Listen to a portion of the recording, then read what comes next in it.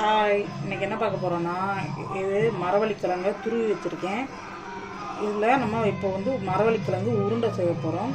அதுக்கு முதல்ல இதை நம்ம இட்லி சட்டியில் வச்சு வேக வச்சுக்கிறோம் ஆவியிலேயும்.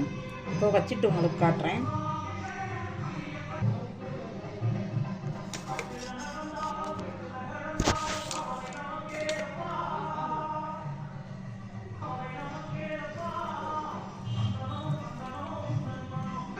இப்போ நம்ம இட்லி சட்டியில் வேக வச்சிட்டோம். இதை ஒரு 10 நிமிஷம் ஆவியில் வேக வச்சு எடுத்துக்கலாம்.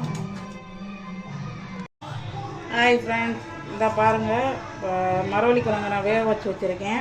இப்போ நம்ம மரவள்ளிக்கிழங்கு உருண்டை பண்ணிடலாம். இதில் நம்ம தேங்காய் துருவல் சேர்த்துக்கலாம். நான் இதை அரை மூடி தேங்காய் எடுத்துருக்கேன் 1/2 கிலோ மரவள்ளிக்கிழங்குக்கு.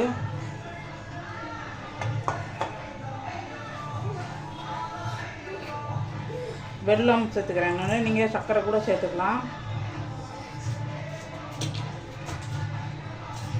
3 ஏலக்காயை இடித்து வச்சுருக்கேன், அதை சேர்த்துக்கிறேன்.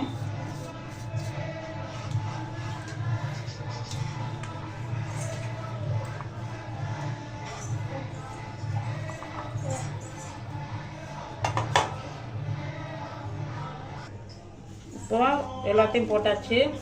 இதை நல்லா நம்ம மிக்ஸ் பண்ணிக்கலாம்.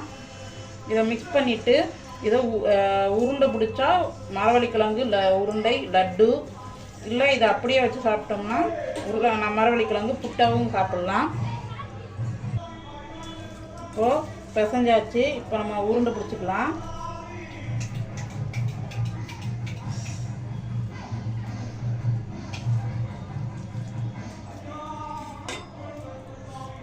பாருங்கள், மரவள்ளிக்கிழங்கு உருண்டை மரவள்ளிக்கிழங்கு லட்டு ரெடி ஆயிடுச்சு.